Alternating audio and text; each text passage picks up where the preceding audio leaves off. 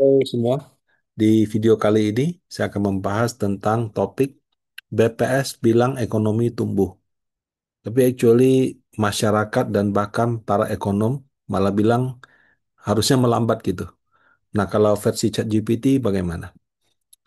Nah, angka yang memunculkan kontroversi itu adalah ketika si Badan Pusat Statistik mengumumkan pertumbuhan ekonomi atau PDB, pertumbuhan domestik bruto kuartal 2 2025 yang yearly ya. Artinya dia compare Juni 2024 dengan Juni 2025.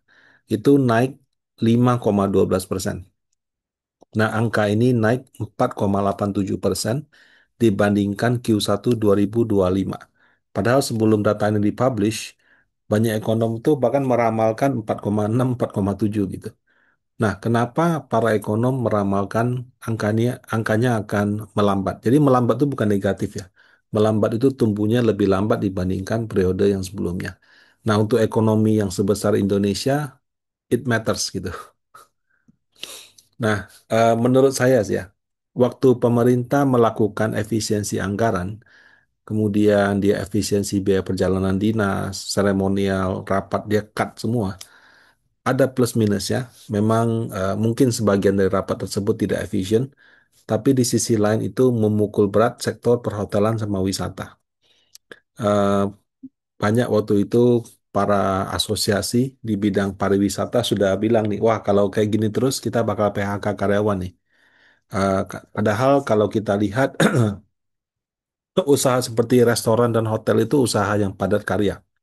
Jadi kalau misalkan mereka melakukan PHK, tentu akan berdampak cukup besar pada penyerapan tenaga kerja gitu. Nah, kemudian banyak juga yang curhat gitu ya di sosmed, pelaku-pelaku UMKM gitu. Mereka bilang bisnisnya kok lebih sepi ya. Ada yang di sosmed ngomong begitu. Kadang-kadang kita ngobrol sama nasabah yang kebetulan pengusaha juga mengatakan ya bisnis lebih susah dibandingkan tahun lalu. Nah, kemudian ditambah lagi waktu publikasi laporan keuangan semester 2, semester 1 2025, 4 bank besar hanya BCA yang naik. BRI, Mandiri, BNI itu labanya stagnan dan turun. Nah, kombinasi dari data-data tersebut menguatkan persepsi dari mana ekonomi tumbuh gitu loh. Padahal harusnya ini sudah stagnan gitu. Nah, jadi saya coba cari tahu, oke, 4 bank BCA doang yang bagus. Perusahaan lain bagaimana? Nah, headline kontan di 4 Agustus 2025 melaporkan setengah daripada emiten LQ45 mengalami penurunan laba. Penurunan laba ini bukan rugi ya. Penurunan laba ini contoh misalnya Telkom. Laba ruginya 10,97 triliun turun 6%. Jadi mungkin sebelumnya dia untung 11 triliun, sekarang jadi 10 triliun gitu. Bukan berarti rugi ya, tapi untungnya berkurang. Nah, tapi ada tapinya nih ya. Entah dari mana OJK itu pada tanggal yang sama itu bikin publikasi juga di Kontan yang menyatakan bahwa hingga akhir Juli 2025 sudah ada dari 800 perusahaan, 800 loh ya. Total perusahaan tercatat di bursa itu mungkin 900 apa 1000 gitu. Nah, telah melaporkan kinerja Januari Juni. Nah, menjelaskan dari 800 yang sudah masuk, 74% mencetak laba bersih. Untung 53% diantaranya meningkat dibandingkan semester satu. Saya nggak tahu nih 53 dari 74 atau 53 dari 800. Saya asumsi 53 dari 800. Nah, kalau secara agregat laba bersihnya ini naik 21,20%. Artinya laba di 2021 September semester satu dibandingkan dengan 2025 semester satu itu naik 21%. Nah, kalau benar angkanya segitu, berarti LQ45 kan setengahnya turun nih. Sementara kalau semua perusahaan 74%, 53% labanya naik gitu. Ya benar kan, setengahnya turun, setengahnya naik dong. Nah, terus secara total kan ada laba yang turun, ada laba yang naik. Laba yang naik itu naik 21%. Jadi setengah dari emiten tambah untung. Nah, anggap saja angka dari laporan publikasi OJK itu mencerminkan UMKM sama ekonomi Indonesia dari mikro sampai menengah. Berarti bisa kita katakan secara ekonomi itu setengahnya untung, sorry, setengah untung lebih banyak dibandingkan tahun lalu. Jadi misalnya tahun lalu Anda punya profit 10, tahun ini profit Anda mungkin 10 setengah atau 11. 3/4 masih untung, seperempat yang masih rugi. Nah, maunya kan semua perusahaan itu tambah untung. Tapi ya namanya ekonomi, namanya Pareto ya pasti nggak mungkin lah ada yang ibaratnya kondisi ekonomi baik-baik saja juga masih rugi. Tapi mungkin karena tidak efisien. Ada juga kondisi ekonomi susah nih, tapi karena ada terobosan tetap mengalami kenaikan keuntungan. Jadi kadang-kadang kita mau semuanya bagus sulit, tapi eh, overall menurut saya ya, kalau ada setengah tambah untung berarti setengah tambah rugi gitu kan. Nah, bukan tambah rugi, untungnya berkurang. Nah, sekarang kita mau dengar pendapat yang mana nih? Pendapat dari seperempat yang masih rugi, seperempat lagi dari yang masih untung tapi laba atau omsetnya turun dibandingkan periode yang sama tahun lalu, atau setengah dari yang labanya naik gitu. Nah, biasanya sih ya, biasanya nggak selalu sih. Kalau orang lagi untung sih nggak banyak ngomong ya, kecuali dia pengen pamer gitu. Tapi kalau pas lagi rugi cerita kemana-mana. Nah, mungkin ya namanya, wah kamu cuan banyak ya, pinjam uang dong gitu. Atau dia perhatikan, oh ya ini untung daripada semua orang bilang jelek-jelek jelek, ya sudah saya bisa beli sahamnya dengan harga murah. Kadang-kadang ada tujuan itu juga kan. Nah, saya coba tanya lagi ke ChatGPT gitu. Menurut versi ChatGPT, kenapa ada pendapat masyarakat yang tidak sejalan dengan publikasi BPS? Kok masyarakat merasa ekonominya nggak naik gitu? Nah, untuk mendukung analisa ChatGPT, saya masukin file siaran resmi BPS. Itu kan lengkap. Tumbuhnya di mana, sektor apa, dan sebagainya. Saya masukin lagi file satu lagi yang investasi backup dari PKPM atau semacam mungkin Kementerian Investasi seperti itu. Nah, kemudian ChatGPT keluarkan kajiannya, saya ringkas sebagai berikut. Poin satu, dia katakan pertumbuhan ekonomi itu bukan berarti daya beli semua orang. Nah, PDB itu GIC, CIGXM. C itu konsumsi, I itu investasi atau pembentukan modal tetap bruto, PMTB gitu ya. G, government spending, tambah ekspor kurang import. Jadi konsumsi tambah investasi tambah government spending tambah ekspor kurang import. Nah, dari eh, empat komponen ya C, I, G, XM ya, XM itu diselisihkan. eh, Indonesia pendorong terbesar itu adalah di konsumsi sama investasi. Nah, konsumsi ketika kita lihat dia punya sektor mana sih konsumsi yang tumbuh gitu. Kok perasaan orang punya usaha kelontongan nggak tumbuh gitu kan. Nah, ternyata eh, yang tumbuh paling banyak itu adalah sektor transportasi sama jasa terkait hotel dan pariwisata. Nah, memang pemerintah banyak melakukan efisiensi perjalanan dinas, seremonial, dan rapat di hotel. Tapi pada saat yang sama di semester satu mereka memberikan banyak sekali hari libur gitu. Nah, libur cuti bersama gitu kan. Nah, ya saya pakai logika saya aja lah ya. Saya bukan orang kaya sekali, ya dibilang orang susah juga tidak, menengah-nengah gitu. Nah, ketika liburnya banyak, otomatis ya, kita jadi kepengen liburan. Ya, sorry, libur atau cuti gitu. Kita pengen jalan-jalan gitu.